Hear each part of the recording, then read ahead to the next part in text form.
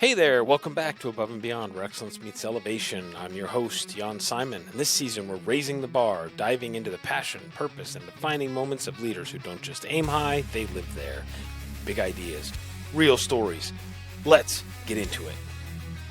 All right, Above and Beyond Nation, we got a special treat for you today.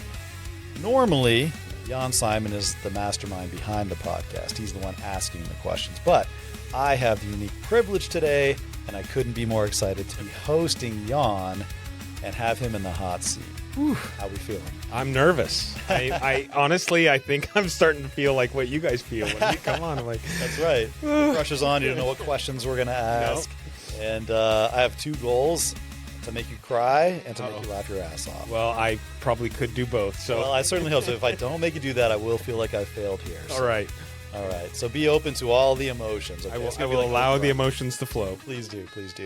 Yeah. Interestingly enough, I was driving over here, and I got the windows down in the truck.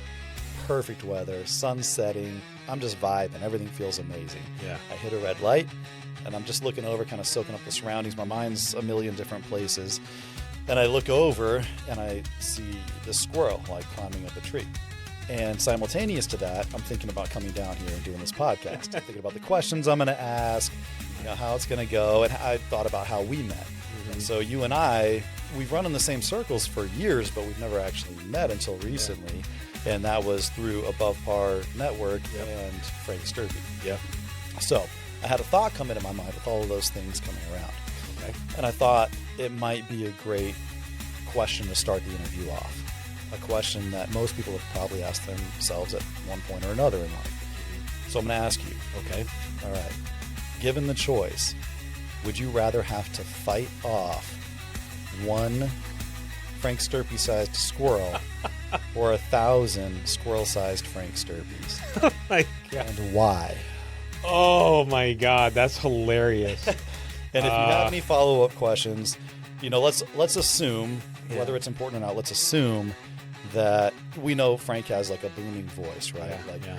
He's not going to have the same voice as a squirrel, but let's say it's the same decibels, if that helps at all. But he sounds like one of the little chipmunk voices. All 1,000. But the big guy. Yeah, exactly. Yeah. I think I would take one Frank Sturkey size. Really? Because I think I could kick his ass. What? As long as I don't let him get on top, I'm good. Have you seen the teeth on those things? Oh yeah. Oh man. No. I couldn't imagine a bunch of little yeah, mats. That's true too. You're not going to outrun them. No. Good. And with Frank, you just got to get on top. Ground and pound. Oh, God. Are we going to air that? Yeah, of course. Okay, all right. Get on top and ground and pound. Get on top of Frank, ground and pound, Perfect, and I'm good to go. Perfect. Okay. Well, I appreciate you. Now everybody's mind is in the right place. Yes, absolutely. Okay. Well, let's get the official podcast underway here. Okay. So I'm going to tell you all a little bit about our guest today. Now, today's guest is not just a business owner. He's a builder of people, a connector of communities, and the driving force behind one of the fastest growing entrepreneurial platforms in the East Valley. He's the owner of Foundation Insurance Services, part of the Robertson, Ryan and Associates family, where he spent nearly 3 decades protecting businesses, guiding leaders, and helping entrepreneurs stay prepared long before problems ever show up on their doorstep. But beyond the insurance world, he's become a voice in Gilbert, literally and figuratively. As the creator and host of Above and Beyond, where excellence meets elevation, he's sat across from CEOs, founders, community leaders, and dreamers, helping them unpack their stories, their struggles, and the moments that shaped who they are today. His passion for storytelling, legacy, and leadership comes from a life that hasn't always been easy. He's rebuilt from rock bottom, fought through seasons that would have broken most people, and came out determined to help others rise. And trust me, you can feel that in everything he does. He's a dad, a community advocate, a relentless encourager, and one of the most authentic humans you'll meet. So please welcome the man behind the mic, the heartbeat of the Above and Beyond movement, Jan Simon. A little applause in there. That was way better. Dude, I was going to do a that little was awesome on the mic. Man, that was way better. You have a great voice. Well, that's only because you got the headset on. That's going to sound different in the car. Out in the world. Yeah, it's exactly, right. I wish this guy would just shut up. No, man, it's good to be, I guess I'm on the same side of the desk as I was last time, but, a different role. We've got a Freaky Friday situation happening right now. Flip the script. Absolutely. So, the script. Can you get us started off a little bit? Give us a little bit about your background, kind of how you came up, and some of your experiences getting to where you are now. Okay, well, unpack it in a very short phrase. No, so grew up in Washington State. My dad was a teacher. My mom worked in physical therapy most of my life. She actually worked in the schools I think back then they called it special education department. Sure. I don't know what they call it these days. Right. And then I remember one day she came home and told my dad that she needed to find another job because she felt like she was starting to turn into the people she worked with, which I don't know if that was derogatory or not. But anyway, so then she started working in physical therapy as a PT aide and whatnot. But my dad was a coach, football, baseball, track and field, and then he was also a teacher, did English, history, and theater. Wow. Did you do theater? I did. Really? Yes, I did. Okay, let's dive into that real quick. And I music. actually did theater too. Oh, did you? I did, yeah. Nice. Yeah, started early with the theater. I mean, I was, church stuff early on. Sure. And then got into community theater. Musicals? Oh, yeah. What? You sing too? Oh, yeah. This man does everything. We're starting a band. Yeah. I just told somebody recently. I don't remember who. Maybe it's coming up on one of the podcasts that we just did. But my second degree that I was going to take in college, my first was business, and I got out of that quickly. But my second actually was voice. Really? And my voice instructor. You get assigned a specific instructor that kind of follows you through the whole course. He thought that I had a great operatic tenor voice. Really? You could have been the next Josh Groban. Yeah, something. I don't know. First Josh Groban. I don't know. Yeah, whatever. Yeah. But so he wanted me to do operatic. It was tenor. I felt like I was more of a baritone. It was really hard to sing. Just to hit the... Yeah, some of the high notes, it's like because you're really pushing that upper register without going into falsetto. Voice, yeah. And so I did that, and then ended up I was like, I don't want to do this. Like I wanted to sing, not opera sing. Yeah. And which is funny now because I look at some of the guys that are out there and I think, that'd be kind of cool, just do, whatever. But anyway, so yeah, and then I did theater, community theater.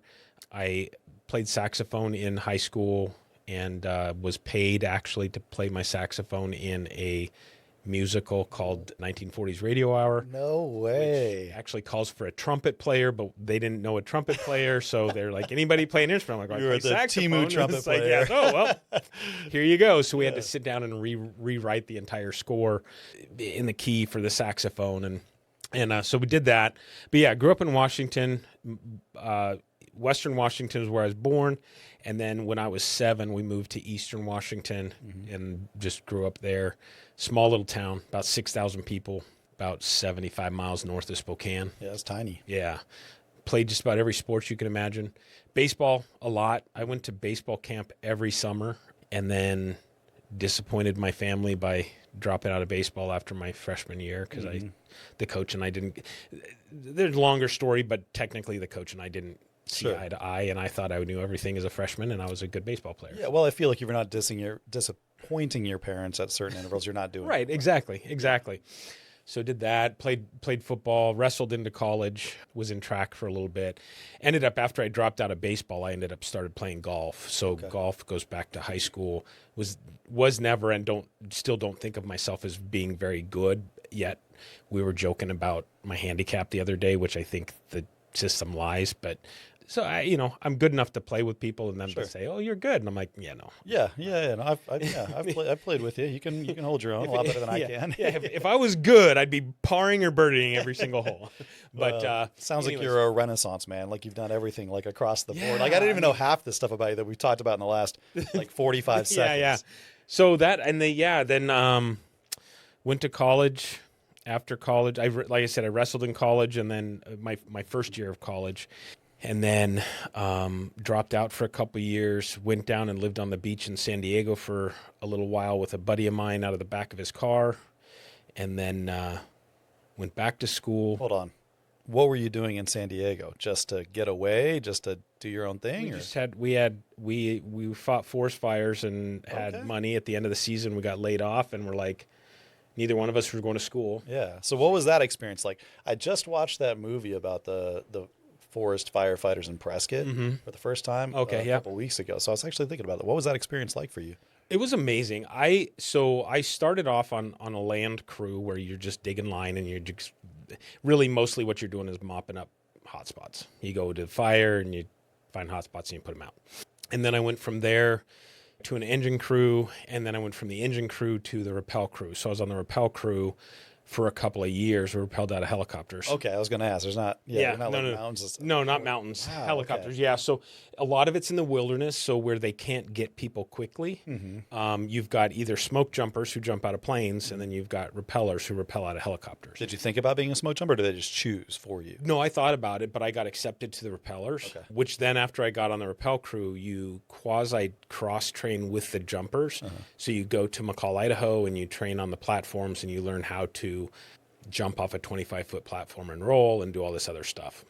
And I'm like, yeah, I'm glad I'm a rappeller because I'm at least attached to something all the way down. Yeah, right? I would feel the same way. So did that for a couple of years, and then, went back to school, got married, had kids, and been in insurance for 30 years. That's wild, man. Yeah. Okay, so do you have any crazy stories from the firefighting era? Oh, yeah. Okay, lay them on me, man. Let's see. There were 2 times that I almost died. And when I say almost died, like legitimately almost died. Okay. The first time we had a helicopter, it was a retired Bell 204, which type of helicopter. And anyways, we rappelled 2 people at a time.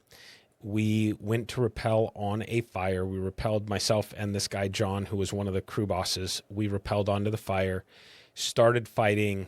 They rappelled 2 more guys in, and then the helicopter went back to put the bucket on so that they could do water drops for us. When the helicopter, they put the bucket on, the helicopter took off and picked up a bucket of water. And as they were sitting over the water, they always release it to make sure it's all working okay. He pushed the trigger to release, and a fuel line broke in the helicopter. Dropped about 25 feet, broke his back, and wrecked the helicopter. I've got pictures on my Facebook page, which is the helicopter getting pulled out of the water and stuff. What? So that was all of 15 minutes after we rappelled out. That's insane. Literally could have been us. Yeah. There was another time, different helicopter. So after that helicopter was wrecked and gone, they brought in another helicopter, and my manager, my crew boss, and myself were rappelling into a wilderness spot that was, 10 miles or so away from anything. And the fire was starting to flare. Where it was sitting was on the top of a cliff, and there was a hill that came down, a little bit of a level bench, so to speak, and then a cliff, had a waterfall. It was a beautiful spot. Yeah. But the helicopter went in. We went in, checked everything to make sure that we could rappel. And when you rappel, there's all these different checks you do. So you fly in, you're hooked into the helicopter. You've got your rope between your legs and a bag, and you're buckled in. Once the helicopter sets and they figure out, okay, we're going to drop them in here, which is usually 150 to 200 feet rappel down. So you're dropping from that high. We pull in, and he pulls power, and we're checking the power, and the spotter who's sitting in the middle. So there's 2 of us on either side. One guy sitting in the middle facing us, so back to the front on the mic, and then the pilot. And we're sitting there, and there's all these hand signals, but he says, yeah, check power. Power's good. Okay, release your seatbelts. So we release our seatbelts and check power. Power's good. Okay, ready. So you kind of slide off to the side and you start getting ready to get out onto the skid. And then they check power again, like, okay, get on the skid.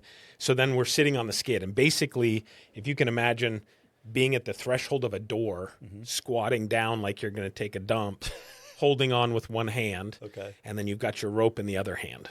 Okay. Yep. And you've got 200 feet of rope hanging underneath the helicopter. That sounds connected terrifying. To the ground. Yeah, right? Terrifying. Yeah. So you're sitting there. we're sitting there and we'd done all these power checks and all this stuff. All of a sudden, Kevin, the guy that was the spotter, his eyes just got huge. I mean, just big. Never seen anybody's eyes do that before. And, first thing goes to your head is, shit, something's wrong. Yeah. He reaches over, grabbed the back of the harness because you've got a full harness. So grabbed the back of the harness of John, who was my crew boss, pulls him forward. As he's pulling him forward, he pulls his Jack the Ripper knife out, cuts his rope, lies back. So he falls back onto the floor of the helicopter, grabs me, and goes, cut your rope. So I rip my knife out, cut my rope. Helicopter went off the side of the cliff and pulled up about 20 feet below the ground. What? And then landed. And they land, and he's like, yeah, we lost. So a downdraft came over the ridge, pushed down, lost the pocket of air that the helicopter sits on. And so we dropped off the edge of the cliff. Wow. The only way he saved it was because that cliff was there. Had the cliff not been there, we would have been toast. That's literally would have insane. been dead. They land. We get out. Myself and John get out. And they're like, we'll be back in 10 minutes. We're going to get you new ropes.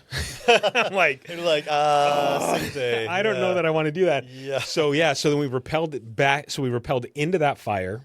We rappelled in 3 teams. So there were 6 of us. And then the fire blew up because the weather just got nasty. So the fire blew up. They called in a 20-person crew, hiked that crew in from wherever they got in. By the time they got there, the fire was like 5 acres. So it was starting to get pretty big for what we were dealing with. And we're fighting. Pretty soon we start getting calls over the radio, hey, we may need to get you out of there before night. It's like, well, why? It says, well, there's weather. Looks like it's coming in for the morning. We don't think you should be in there, whatever. They kind of keep pushing it. And then they finally decide, well, we're just going to let you stay the night. We'll watch the weather. And if we need to, we'll pull you out in the morning. Well, we woke up in the morning and it was raining and it was overcast to the point where we're up in the Wallowa-Whitmans in northeastern Oregon. We're high enough in the mountains that you're basically in the clouds. Okay. Yeah. So a helicopter can't come get you at that point. Okay.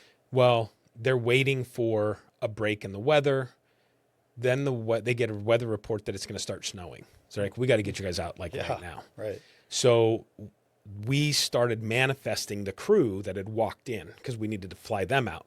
And we were always the last out. So now we're manifesting, they're flying, and basically it's like this, about a 10-minute turnaround. Get 2 or 3 people, fly them out. 2 or 3 people, fly them out.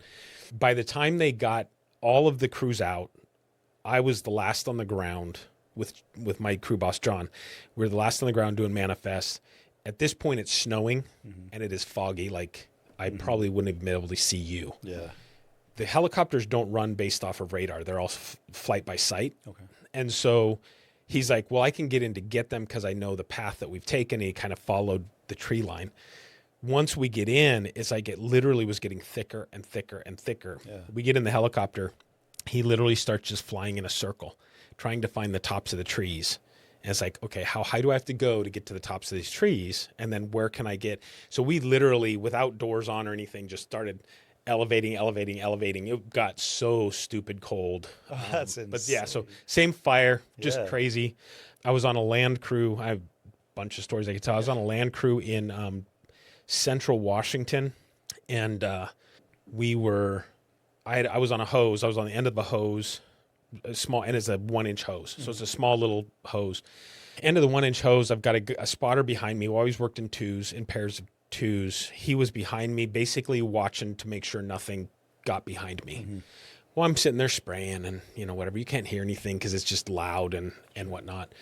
And pretty soon the water just kind of dies. I'm like, so we must have run out of water. Wait a few minutes, they'll refill and we'll get going again. Standing there. Turn around and look. There was a fire between myself and where the engine was.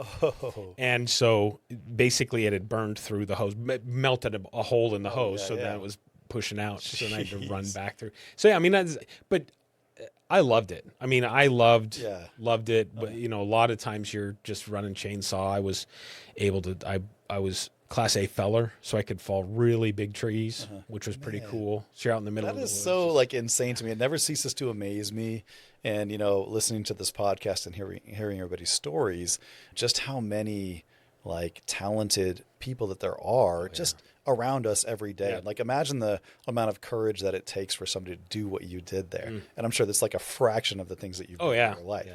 You Yeah. know? Well, it's cool too, right? You watch it.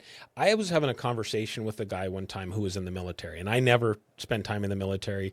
I would say it's probably the one thing that I now look back on and actually regret because I was a hardcore adrenaline junkie in my early 20s, obviously jumping out of helicopters. A lot more than I was. Yeah, and we did some pretty crazy stuff.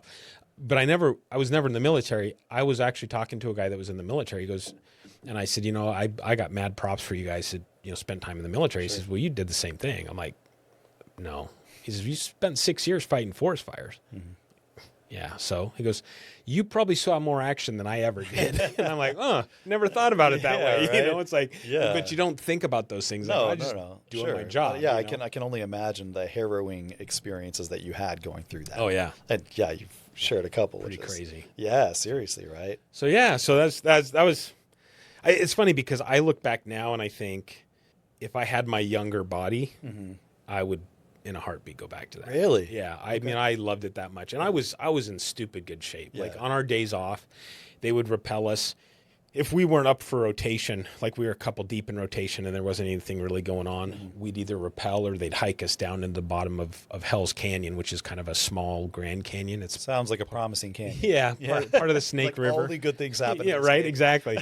And we'd go down with, either our ready pack, which was 25 to 30 pounds, or our day pack, which was 100 pounds, and drop us in the bottom. We'd hike out and never think twice about it. It's like, just go. Right? Just in stupid good shape. Okay. So you've talked a little bit about your firefighting experience. I know you're in insurance now. You've done some other things in your life. What did you want to be when you were growing up? Honestly, I don't know. Yeah. I don't know that I ever. Actually, I take that back. When I was a very young child, and so we moved to Colville when I was 7. I was born on Whidbey Island, and my parents were scuba divers. Okay. And they had their other day jobs, but they scuba dove, however you say that. And they were part of what's called Sea Scouts, which is kind of like a local Coast Guard type thing. And I can just remember watching them scuba dive, and I'd go with my dad to where they got their tanks filled and stuff like that. And I always thought it'd be cool to be like, just do that. Okay. Right? So have you scuba dived? I have, yes, but no. Okay. I've never scuba dived in open water. Okay. Only in lakes. Oh, okay. So yeah. I've snorkeled, but that doesn't count. But yeah, no, I haven't, which is crazy. And then, when we moved to the eastern part of the state, my parents did a couple more times, and then their stuff just sat in the basement for years. Really? And then it just was gone. But wow. Okay. Yeah. So I thought about being a professional scuba diver. Yeah. In fact, I've never scuba dived in open water yet. Never. That seems like something you got to check off your adrenaline list. Right. I think I need to do that. When the first Gulf War hit was right when I was fighting forest fires, and I was in stupid good shape. And somebody had mentioned to me that they were talking about needing to reopen the draft. But, it was before they started anything and before basically it was a rollover war. And I thought, well, then I'm just going to go into the military. And I had a friend that was in the Navy, and I had a friend that was in the Coast Guard. And I actually went to the Coast Guard recruiter and I said, hey, I want to be a scuba diver. Yeah. And they're like, we don't have those in the Coast Guard. What? Who do they have it with? What do you mean? Yeah. And so we kind of go through this whole thing. Come to find out, they call them swimmers. Okay. But you would think... Yeah. Like he didn't know what you were getting at. Yeah, exactly. It's like, really, dude? You'd think that you'd be able to figure that out. Because I always thought that'd be cool to jump out of a helicopter into the water to save people, to do that thing. Because I was a strong swimmer. And so... And then he's like, no, we don't have that. I'm like, oh, okay. So then I went to the Navy recruiter, and that's a whole other story. But that was pretty wicked too. I was half a centimeter from joining the Navy. But so what changed that? You want the story? Of course, that's what we're here for. Okay, so went to the naval recruiter. My friend he had been in the Navy. He was actually re-enlisted in the Army National Guard at this point, but he was in the Navy. He basically told me, he says, look, if they ever say they guarantee you anything, get it in writing. I'm like, okay, cool. So you do the ASVAB, you get your score, you do your physical, you do all the different stupid things you do. There's a lie detector test that we had to take, and they asked me, have you ever done any drugs? And I said, well, I did pot once in high school, not thinking anything of it, right? Yeah. Well, I wanted to go in to be a corpsman, medic, field medic. And the guy's like, well, you can't be a corpsman if you've done drugs. I'm like, what are you talking about? He says, well, you're going to be carrying morphine on the battlefield and you're more likely to use it than somebody who hasn't done drugs. I'm like, dude, I was stupid enough to tell you one time in high school I tried it. See, not even one marijuana. Yeah. It's like, so at that point he's like, well, you can't do it, but you scored high enough to be a nuclear engineer. And I'm like, okay. I don't know what that is, but my brother's an engineer and he's boring. And I don't know. He's like, but I'm like, I don't want to be a nuclear engineer, whatever that is. And I've since found out it's basically you're driving a sub, type of thing. Sounds kind of cool. And so we kind of went through this iteration of stuff. And he's like, well, what else do you want to do? I said, well, I'd love to be a SEAL, not knowing that you got to test into it and all this stuff. I was young and dumb. And he's like, oh, well, I can guarantee you SEAL schools. I'm like, he just said guarantee. I'm like, can I get that in writing? Yeah. He goes, oh, let me make a couple calls. So he leaves the room. He comes back in. He says, look, here's what we're going to do. You go in as a 2-year seaman apprenticeship program. We'll guarantee you the next SEAL school opportunity that comes up. And then after 18 months, you can re-enlist for school.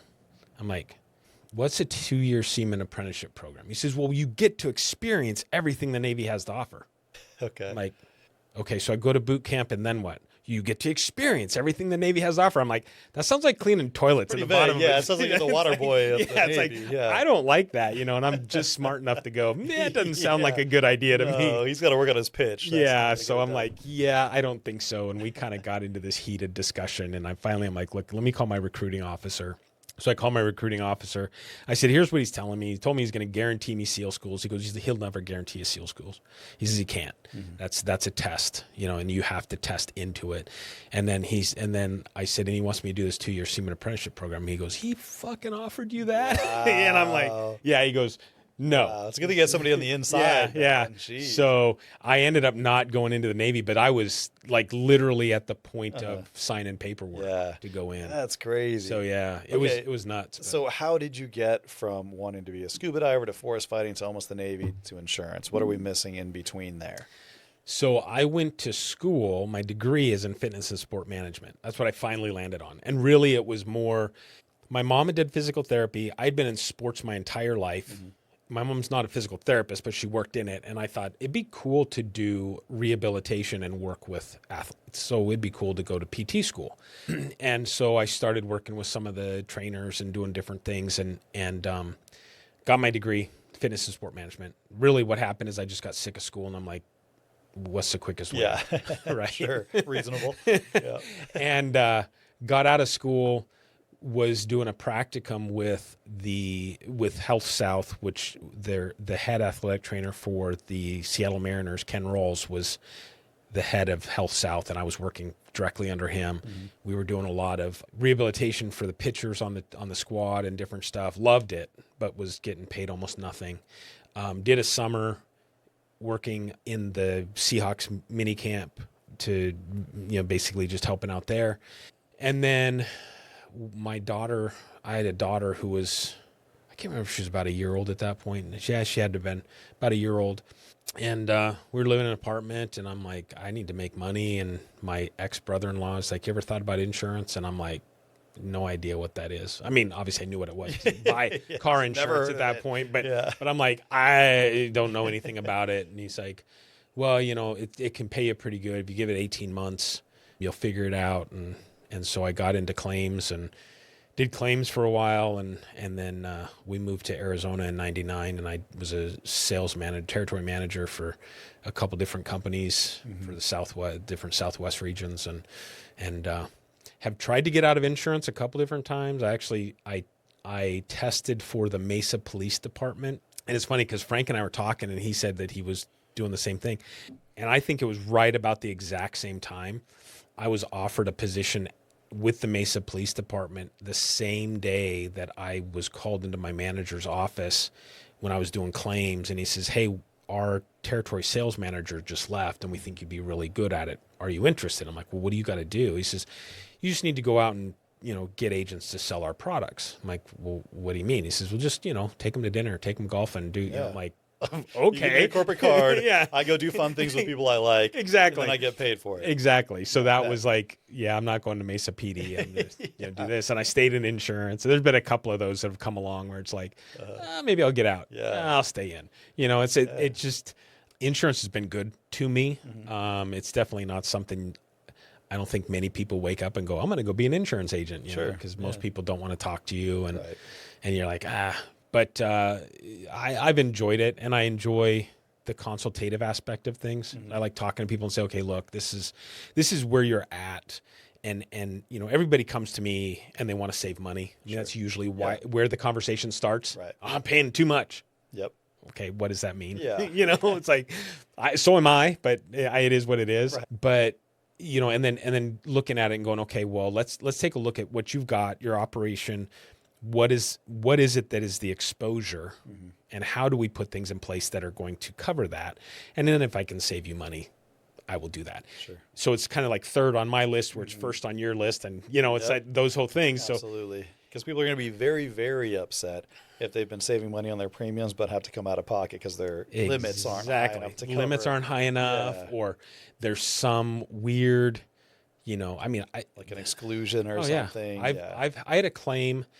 Gosh, this is probably half a dozen, 12, 15 years ago, had a claim where I had inherited some business. So there were some policies on the books. The person that was managing them left. I kind of inherited them. Yep. I have a certain philosophy on coverages that I think people should have. And one of those coverages is, if you're a business owner, I truly believe if you have an auto, you should carry a minimum of $500,000 in coverage, but really push it to $1 million. Okay. Right. Not because you're probably ever going to need that, but I feel like we work so hard as business owners to build what we've got, that to have that taken away in just a swipe. Sure. I mean, it just doesn't make sense for the little about more you're going to pay. So I had this client, I inherited his auto policy. He was 300,000 combined single limit. What that basically means is, for any injury or any physical damage done in that accident, they're going to pay out a maximum of $300,000. Okay. He's out in Sun City. For a couple years, I've been, look, we need to increase this. He says, I've been in business for 40 years, never needed my auto policy, don't need to increase, blah, blah, blah. Argue. I'm like, but every year, I'm like, and I need you to sign this, that you understand that we talked about this, whatever. So I get a call on a Saturday morning, and he says, hey, I was in an accident. I'm like, is everybody okay? He says, well, I am. I'm like, that doesn't sound very good. He says, I ran over a guy in a golf cart. Yikes. I'm like, oh, crap. Yeah. I said, is he okay? And he goes, no, he's dead. Oh, that's not good. He says, but it wasn't my fault. I'm like, oh. Like, that makes it better, right? Totally. But you're kind of like, oh, okay. Then, we're not worried about this $300,000. Sure, right? Yeah. The insurance company basically came out and denied the claim initially because the guy in the golf cart ran a red light in front of my client. Client locked up his brakes, ended up hitting him, running over the top of him, and hitting a tree. Okay. And it was on Grand Avenue, going 50 miles an hour, whatever it was. Yeah. Anyways, so they go through this whole thing. The family of the guy ends up getting an attorney, filing a lawsuit against my client. He was driving a Cadillac Escalade. They pulled the computer chip out of the Cadillac Escalade. He was going 3 miles an hour over the speed limit, maxed out the policy. Really? That's Kid you not. Absurd. Yeah. So I tell people, I'm like, look, I could get you at 300,000, 500,000, but is that $1,000 a year, $500 a year? Is it, is it really worth that much? Are you ever going to need it? Maybe not. But so that's, my philosophy is just a little bit different. And it's not that I don't want to write people's business. I love writing people's business. I love the relationship aspect of it. But if people start pushing back, I'll be like, you know what? I just don't think I'm right. There's a million other agents out there. There's a lot of guys out there that'll do you wrong all day, and they don't care. At the end of the day, I got to wake up on Saturday morning and get that call. So. I totally get that. And, like in your business, like insurance is obviously a commodity. It's something we all have to have, and a lot of people offer it. So where do you feel like a lot of agents fail for their customers? I think just what you said, and when I say we, the insurance industry as a whole has made it very transactional, right? It is Go online, save 15% in 15 minutes. exactly. Yeah. You know, all those little things, Sure. only buy what you need, which is one that just ticks me off because people have no clue what they need, right? So we have over commoditized the industry. We've made it so transactional. There are people out there that will take advantage of that all day long. And I run into them constantly. You know, you get into a situation where you're having a conversation with somebody and I'm trying to think of something off the top of my head that came up recently where you get an account and the person's like, look, I'm trying to save money. Yeah. And you're like, okay, cool. Let's look at what you currently have. And then you send your policy and everything scribbled out. And you're like, look, I just want to see the coverage. Yeah. I need to see what you currently have because I'm going to quote you what I think you should have. And then when I come back to you and say, hey, it's $10,000, you're like, well, I was only paying $1,000. And I could say, well, but the coverages are way yeah, different. exactly. Yeah. You're just throwing your money at the wind, Right. you know, type of thing. But where I've had people who've come to me trying to save money, I'll take a look at their policies and it's like, I mean, for example, I had one that was written as a sporting goods store. They were manufacturing broadheads for arrows, the tips of them. Sure. The name of the product was Gravedigger, and it was a razor triangle with two like barbs that when they went in, it opened up and bore a hole in whatever it was. Right. And I'm like, and they're working out of their garage, you know, getting stuff from China and whatever, and just manufacturing this stuff together. I said, okay, look, here's the thing. You can put your head in the sand, stay where you're at. What's going to happen is if you ever have a claim, more than likely that claim will probably be covered unless there's some type of, you know, where you actually signed an application that says, you know, sporting goods store. Or we can write it correct today. You know, and we ended up rewriting it just because they were trying to get a contract with Cabela's. But it's one of those things where it's like, you see that all the time. Yeah. You know, somebody you get a personal insurance agent, and no offense to personal insurance agents, but a house is a house is a house is a house, right? Do you have a pool? Do you have a dog? Do you have exotic animals? Do you have jewelry? Right. Whatever. Businesses are so drastically different. And for me to try to pigeonhole something into a nothingness, you know, it just doesn't make sense. Yeah. And I mean, we have a client right now who's just ticked off. He's like $8,600 a month. And he's like, you know, this is too much. And I'm like, I get it. Yeah. You know, I feel for you. Right.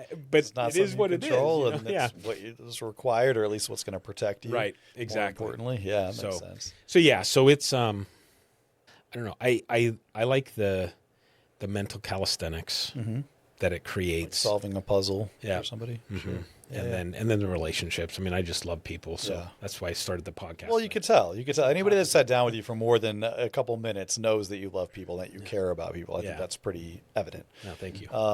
So speaking of that, do you have anybody that you can think of, you know, whether it was while you were younger or at any point in your life that you felt like was really somebody that you looked up to or admired, that was a really big influence in your life? Yeah. And what you've done? Yeah. And this, if I'm going to cry, will be when I do. I was hoping. He's still with us. He's still alive. I had a wrestling coach in high school who, when I was a freshman, was his first year of coaching. His name's Monty Jones, and he believed in me like nobody believed in me. Yeah. And honestly, I kind of feel, and he was a football coach too, but he was a running backs coach, and I was a quarterback and free safety. And I feel like had he been a quarterbacks coach, I probably would have believed in myself a little bit more because I was a pretty decent athlete. But on the wrestling mat, man, he was hard nosed, but he loved you with everything he had. Yeah. And you knew it, right? And it's funny because I always think back, or when I have conversations with people about, you know, when you tell your kids something over and over and over and over and over again, and then somebody else comes and says it once, you're like, oh, that's a great idea. Yeah. That was him. Okay. Like my dad could browbeat me all day long, and it's almost like as soon as my dad started talking, I just throw up the wall. Turns like, off. I don't know what you're saying, but it doesn't matter, right? Yeah. And then Monty would say something, and I almost feel like sometimes they may have been conspiring, you know. But he was amazing, and we did. Oh my God, there was a group of 4 of us, through high school that were very, very close. 2 guys, 2 girls, didn't date each other, but we spent almost every Friday night at his house. His wife would make us popcorn. We'd watch scary movies typically. One night we're watching movies, and there happened to be another person there. So there's 3 girls, but Sheila was getting ready to leave, and we had been watching Friday the 13th or something like that. Which someone with a chainsaw? Leatherface? Leatherface is the guy. Yeah, is that? Yeah. Anyways, Halloween. Texas Chainsaw Massacre? Yeah, Texas Chainsaw. That's Okay. it. Yeah, Texas Chainsaw Massacre. Weapon there, yeah. So yeah, we're watching that, and Sheila's getting ready to leave, and Molly's like, come here. So we go in the garage, and he pulls the chain off of his chainsaw, and he hands it to my buddy Lyle. Fires that thing. Sheila comes around, and he fires that thing up. Oh my gosh, she just dropped. But we had a great time, and he was such an influence on my life. He was actually in my wedding. Okay. Aside from I keep in touch with a few of the guys that were in my wedding, but he had such an impact on my life that just incredible. We were at state. I don't remember if we were state or regionals. Anyways, we were staying. It doesn't matter. We were staying at a hotel for a match.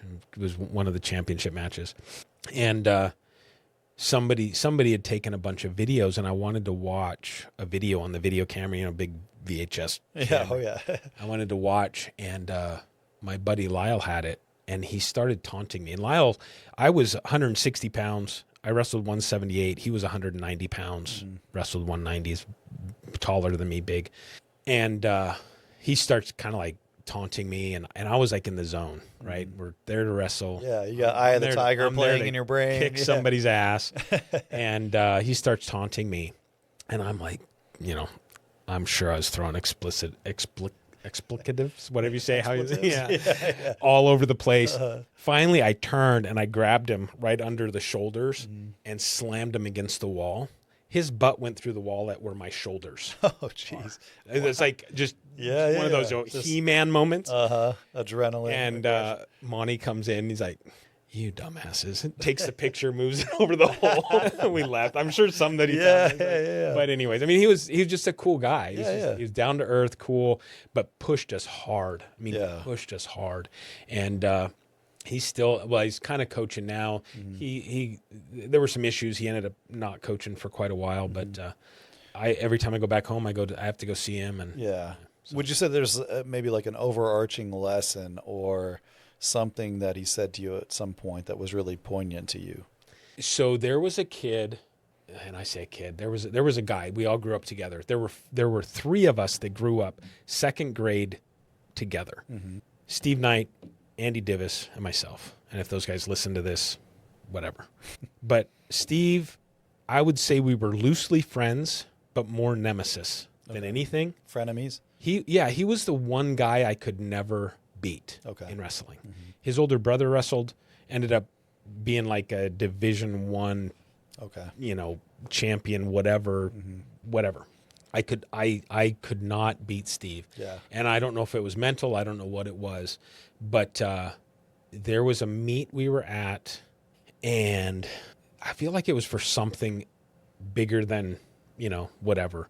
And I had wrestled up. So Andy wrestled 148. Andy wrestled 158. Steve wrestled 168. I wrestled 178. Okay. I think is how it worked out. But I'd wrestled up because I weighed 160 pounds. I was going to ask you that earlier. Anyways, we go to this match, and Monty pulls me aside, and he goes, "Look," he goes, "I know you don't believe in yourself, but I know you can beat Steve. You have every ounce of talent. You have, everything it takes. You just got to let yourself go. Don't hold yourself back." And I ended up beating him that day. Okay. It was the first time I ever beat him. I did that. He used to give me shit all the time, about I always smiled. I always had a smile on. And I think when I get nervous, I smile. Okay. So like I'd get on the mat and I'd smile. He goes, "You got to stop smiling." I'm like, "Why?" It's like, "You're smiling right now." Right now, right? Yeah. So it's like, but I would do that. I'd go on the mat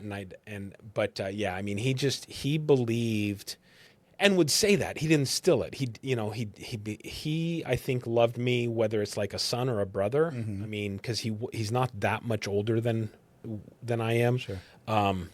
but it was just that somebody else saw in me what I didn't see. Yeah. And he would push me. Yeah. He'd say, "You're going to do great things." Because he cared, though, Yeah, right? yeah, Not because it was like selfish in any way, but because he wanted to see you succeed. Right. And I think that he could see probably self-doubt or whatever. I mean, I was a very, it's weird because you look back, you're like, oh, it's popular, but what does that really mean? It's like we're a small town. Everybody kind of does everything. Yeah. Everybody knows everybody type of thing. But I knew everybody, but I didn't understand or realize that, until later. Like I was out of school, 3 or 4 years, went back to school. Some kid comes up to me and goes, "Jan Simon." Okay. I'm like, the Jan Simon. yeah, right. That's the right. Jan Simon. That's how I introduce myself. That's right. Jan Yeah. Simon. Okay, so anyways. I was having a conversation, maybe a few months ago with my wife, and she and I met when we were in high school, and I am the second of 6 kids in our family. Wow. My sister, only girl, is a year older than me, and she's tough as shit, and she always has been. And my wife moved to town when she was 16.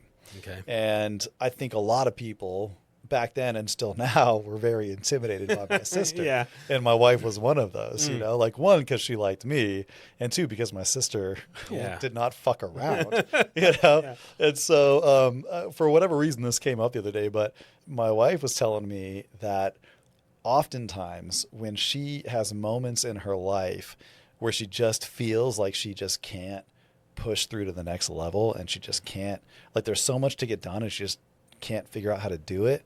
She's got this voice in her ear telling her, get it done. You got this. And that's my sister's voice. Isn't that crazy? That's crazy. Is Monty your voice? I would say probably yes, not to disparage my ex-wife, because I don't mean it that way at all. Right.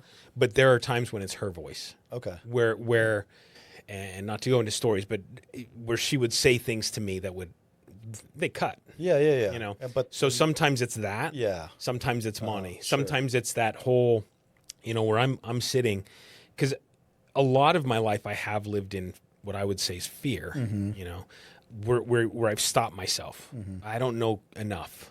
I don't know how I would do this, or I don't, and you hear people say, "Oh, well, if you don't know how to do your books, hire somebody to do your books." But then you're like, "Well, I don't have money to hire somebody." Right. It's like a new business. We don't have revenue yet. Yeah. So I think that there's a lot of times, but yeah, I mean, his voice resonating inside me that says, you know more than you think you do, or or you're better than you think you are. Yeah. Everybody, I was actually beat up quite a bit when I was a kid, young kid, before junior high, and I think sometimes that kid drives the bus. Yep. Where it's like you're like, well, I don't want to get punched in the face. Yeah. Yep. And then the other kid's got to come along and go, step back. Yeah. Yeah. No, I think you bring up a really great point, because, I feel oftentimes in my life too, it's, I find motivation in a couple different ways, from the people, the voice in my head, from the people that love me and care about me and believe in me, and they're pushing me, right? In my mind, they're pushing me to get to the next level because they care about me, right? And because they want to see me succeed. And then on the other hand, used as motivation too, is the people, the naysayers, the haters, right? The people that tell you can't do it and tell you, how terrible you are and that you won't achieve things, right? And I feel like you can turn either one of those things into fuel. Oh, absolutely. Yeah. Absolutely. You feel the same way? Yeah, for sure. And I think sometimes you have to remind yourself of that, and you have, and maybe not remind yourself. You have to recognize when one or the other shows up. Sure. Right. And if it's the one that's holding you back, be able to say, okay, no, we used to tell the kids when they were young that, look, this is only scary because you haven't done it yet. Right. And it's interesting because like insurance is what I know. Yeah. Right. I've been doing insurance for 30 years. It's what I know. It's what I do. And there's times where I think, God, I'd love to get into commercial property, or ownership, or, those types of things. But I'm like, I don't know how to do that. I don't have money to do that. I don't have this, I don't have that. Sure. So you create those you barriers. talk yourself out right. of it. Yeah. Okay, well, I'm not ready. When I get this much money in the bank, then I'll be ready, And then when I get to that much money in the bank, I'll be like, that's nice to have this much money in the bank. Yeah. I'm not ready yet. Yeah, You know? yeah, right. So, and at either point, one of those, that voice could be, hey, I believe in you. You can do this. Let's get it started. And the other voice can be like, no, you can't. You're terrible. right. And you say, fuck it. Let's do it. You use suck. both of them for fuel. Yeah, I used to carry around in my wallet. In fact, I probably still have it in the same wallet that I used to carry it around in some drawer in the house someplace. But and I don't remember where I got it. Might have been on a fortune cookie. I don't know. But it said, face your fear and the death of fear is certain. Talking won't overcome fear, but action will. Hell yeah. And there's times where I stop and I go, okay, what action can I take right now? Yep. They may not be comfortable, but it's a little bit out of that fear zone, right? Yeah. And only in the last few years have I really gotten to the point where I'm like, yeah, I it's not that I don't care what people think. It's that I'm just comfortable with who I am. And it's like, you know what? Like the other night we had the APN draft party for, and I showed up in my clothes. I didn't see what they were, but you'll have to go look for pictures. Okay. But it was one of those things where it's like, I'm doing this, right? This is going to be fun. For me, it's just going to be fun. Okay, you got to explain to our listeners what kind of clothes you were wearing, because I'm out of the loop and so are they right now. Yeah, so it started out with this thought of John Daly. And what would John Daly wear? Okay. And so I ended up with American flag pants. Nice. A white polo with American flag ripped across it. I had a mullet wig and my whack-fuck golf hat on. So it was. I mean, and it was just one of those things. It's like, I'm just going to make this fun. I want this to be a blast. Absolutely. And but those are the types of things that I wouldn't have done before because I'd be too worried about what people are going to think. Right. Interesting, coming from a theater kid. Right? Very. Yeah. Huh. I've worn dresses places, not on purpose in public. Okay. But yeah. Oh, man. And that's one thing. I don't know about you, but there are times, like if I had time, I would love to try my hand at acting again. Like stage acting. I don't think I could ever do TV. I mean, that's weird. But stage acting, because I'm I guess a little bit larger with my movements and stuff. Okay. Yeah. You got to project to the back row, right? Right. Exactly. Yeah, absolutely. Exactly. To be that.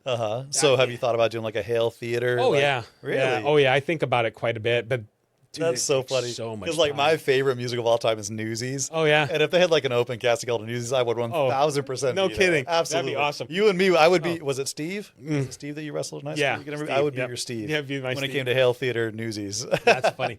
Yeah. No, that would be awesome. I think it'd be really cool to do The Greatest Showman. Oh yeah. I mean, and I don't know. I think I could probably sing still. I sing great in my car with the I'm radio. having this urge to have an a cappella session right now. But Right, no. We'll spare everybody. We could do that off. We Yeah, that'll be for you paid subscribers. That's right. Yeah. That's the after party. Yeah, absolutely, man. Okay. So you've obviously done a lot in your life. You've seen ups and downs. You've had successes and failures. Tell me about a time where you were going through the failure and how that felt and how you got your way out of it. Well, we kind of talked about this on your episode, so I'll kind of rehash a little bit. But so 2007, 2008, yeah, and it probably started before that. We were always in a rush to get to the next step, right? It was graduate college.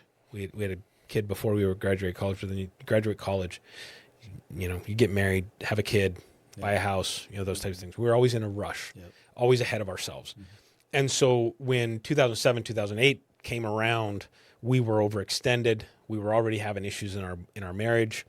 It got really bad. I mean, we got to the point where we, when I say we lost everything, went through bankruptcy, foreclosure, lost the only thing we kept through the bankruptcy, because I had gotten rid of, so I had a truck that I think I told the story that it was like $700 some a month payment. Yeah. And I'm like, I'm not paying this payment anymore. So I called the credit union. I said, look, I can bring it to you. You can come get it.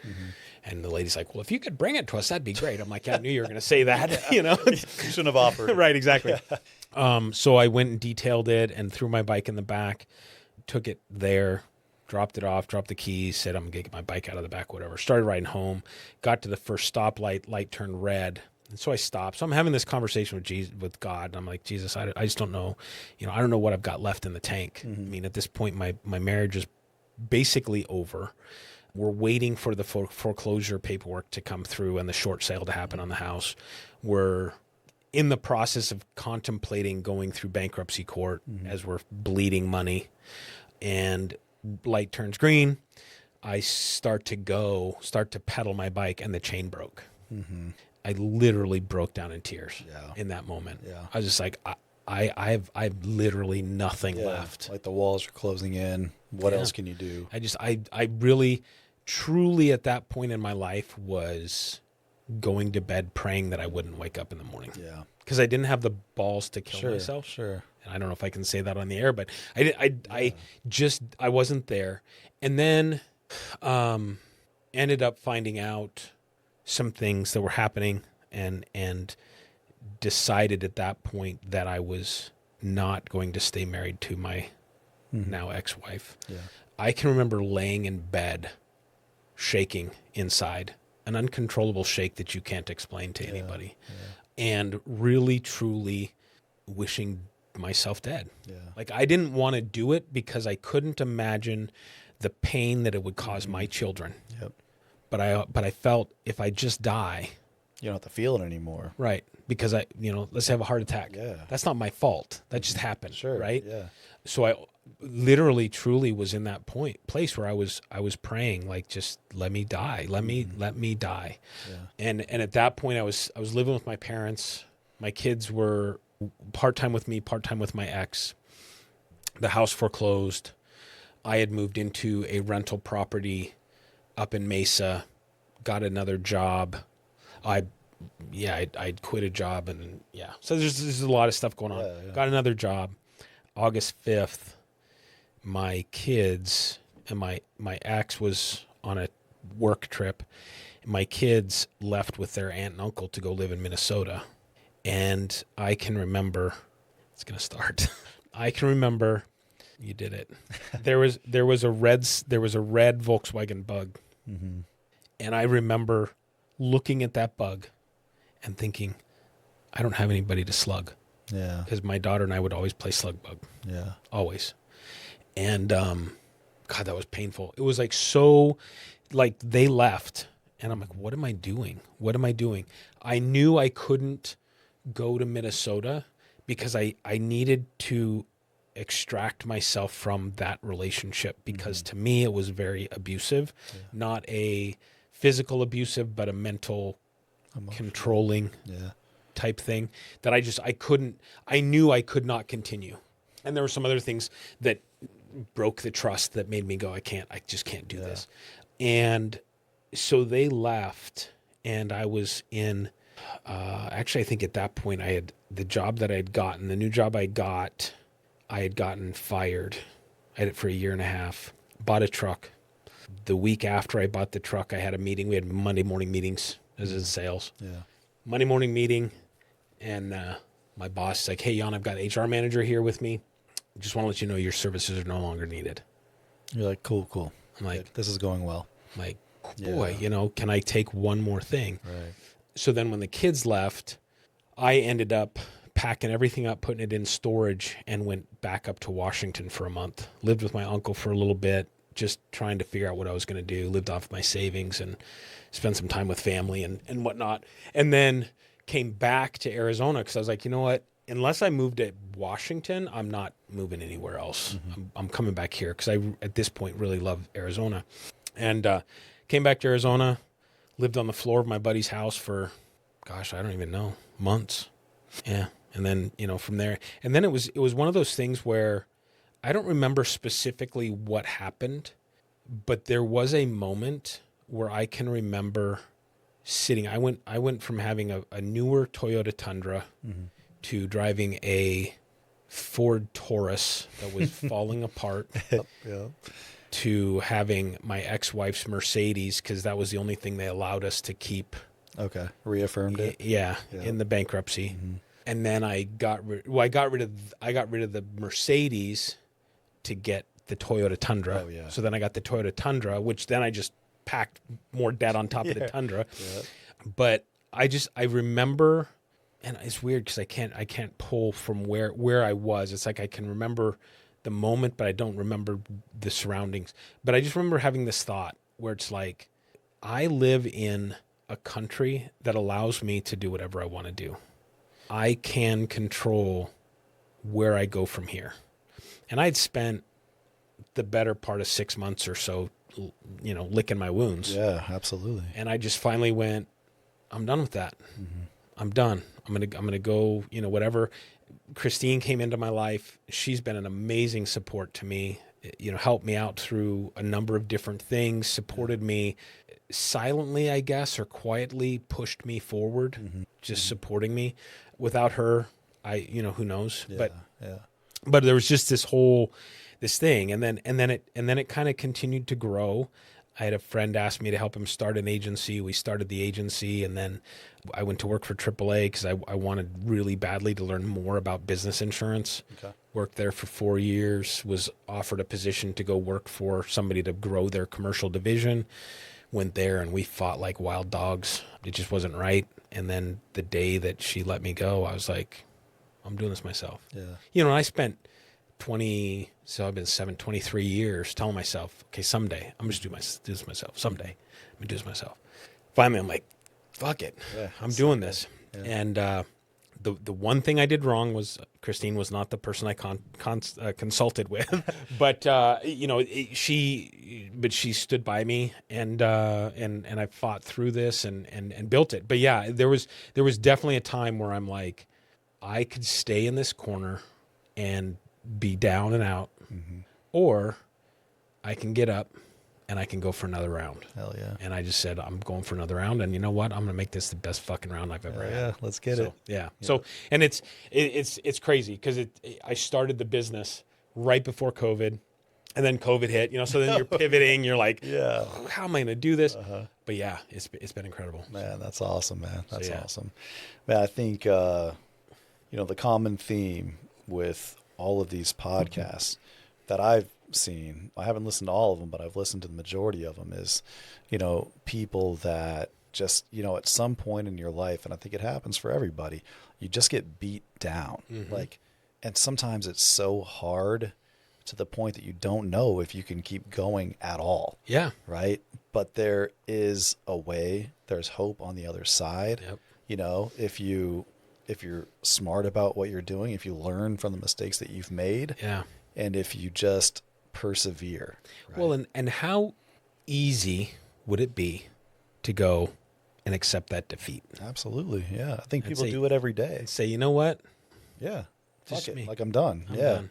Yeah. Why should I fight to get ahead? Sure. I mean, I think about the business, and right now I'm waiting to hear from my accountant, because I'm sure I'm just going to have to write a big check to the IRS. It's a good problem to have. Yeah, oh, it is. Yeah, you've been on the other end of that. Yeah, absolutely. Yeah. I mean, but I sit and I think, I think about, and this is not a tear down or derogatory towards anybody who does this, but I think about the people who are okay going to work for somebody else and just collecting a paycheck. Yeah. And I think sometimes I wish I had that in my head. Sure. Right? I wish I could just be okay with that. Right. Because it would honestly, it'd be so much easier. Yeah, it just doesn't fit who you are as a person, right? Like it would be easier, but you wouldn't be fulfilled. Right. Right. And everybody's built so differently. Like some people, like that is fulfilling to them. Yeah. Like that's what they want to do. And they don't want, whatever, extra responsibility, extra time. Yeah. And then there are other people like you and I that we would just never be happy if we weren't able to have the opportunity to try to choose our own destinies and get there. Yeah. Have an idea and run after it. Absolutely. It's like, I was talking to Jeff Bride earlier today, and he was talking to me about different ideas, and I'm like, dude, I'll tell you, there's so many things running through my head. Yeah. Time and money. Yeah. I'm thinking squirrels and Frank. Yeah. That's awesome. Oh, man. That's funny. Man. Okay. Awesome. So do you have any final wisdom that you would like to impart on us today? We've talked a lot. I mean, you've experienced highs and lows. You've had some incredible experiences in your life. You've done things in your life that other people would never dream of doing. I would never rappel out of a helicopter, doesn't matter how much you paid me, right? Yeah. Through all of those things, is there a message, an overarching message that you could leave with everybody that you think would be impactful to them that may have been impactful to you? Yes. And it's funny because in our political climate today, I feel like I have to give a caveat to this, and I'm not going to. Okay. Because I don't want to give justice to what has been fed to us by the media or the politics or whatever. Hey, you're the producer and the editor of the show. Take it out, you right? say whatever you want. but I truly believe, and people say, you've got privilege or whatever that means. I don't know what that means. I don't know. Nobody's showed up and given me $100,000 handed you check, anything. Yeah. Right? Oh, you're down on your luck. Let me give you money. Sure. I don't have money in my family. Nothing. I truly believe we have the ability, no matter what your history is, what your background is, what your story is, where you came from, single family, whatever. You are the only person that can stop you from being successful. And I firmly believe that. Like, I've never lived in the inner city. I've never had to pull myself out of the inner city, right? I mean, I grew up in a great small community that allowed me to do a lot of stuff. I've had good opportunities throughout my life, but I've never had anybody hand me anything, right? I've had to work hard for everything I've gotten. Yeah. And I could have taken that opportunity when I was literally boiled down to absolutely nothing, crushed. And I could have stopped right there and said, okay, I'm done. Yeah. And I did for a while. And then I was like, okay, no, you know what? Nobody's going to control this. Nobody's going to have this. And I'm going to build this bigger and better. And you know what? The thing I learned through that, I grew up, my parents didn't have a lot of money. I don't know what that is like to be, of means, whatever.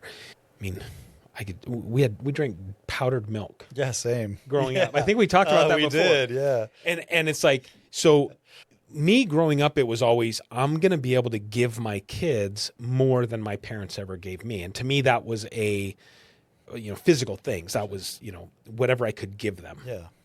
What I've learned as I've gotten older, my parents gave me as much emotional support as they could. They gave me a solid faith foundation, and they gave me a belief in myself that I can do whatever I put my mind to.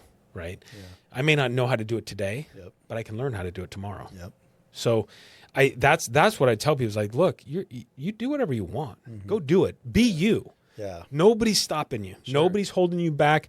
Nobody cares if you come in with tattoos all over your face and black hair and, blue hair, whatever, nobody cares. Yeah. I mean, look at the people that are some of our biggest celebrities today, right? Where they came from, what they did, their backgrounds, what they made a choice at some point in their life that they were not going to allow the circumstances to hold them to what that past was. And they put the work in. Yeah. Yeah. Yeah. Yep. I think that's great advice, man. Well, thank you so much for allowing me to do this. Thank you for being on our podcast today. No, that's awesome. He's laughed. He's cried. I did both. I've accomplished. Now I can go home and sleep well tonight. Yeah, you did a good job. I actually thought the money thing would pull it out of me, and that was not what. Well, I thought so too. And then when it didn't, I was like, okay, we got to dig deeper. We got to. Yeah. Why? It's funny because I feel like I could. There's so many stories. It's weird. I had my ex-wife babysat when we were in college. She babysat for a professor, and they gave me so much crap, in a loving way, because I had so many different jobs. Like I worked at a tire shop, studding tires. I worked at managed a pizza shop, managed a McDonald's, I mean, it's like we're cut from the same cloth, man. Like, yeah, I get I did so much stuff. It's like I think one year I remember having like 8 or 9 W-2s or something like that. It's like okay, well, it was my 10 easy, 10 easy, whatever. So, anyways, no, I appreciate you wanting to come on and pushing me and having the idea of doing a flipping the script and going this route. It's been fun. Oh yeah, it was my pleasure, man. I hope you enjoyed it. Yeah. I hope everybody gleans some really good information from this, things that they can put into practice in their own life, because you've obviously had a lot of experience, you've learned a lot, and I think we're all better off when we can learn those lessons from people who've gone through those things. I appreciate it. Yeah, I appreciate you, man. Thank you. Yes, sir. This is Jan Simon, and I went above and beyond. Yeah, you did. Real deals, authentic connections, the kind that heals from Palm Springs to Pine Top Grace.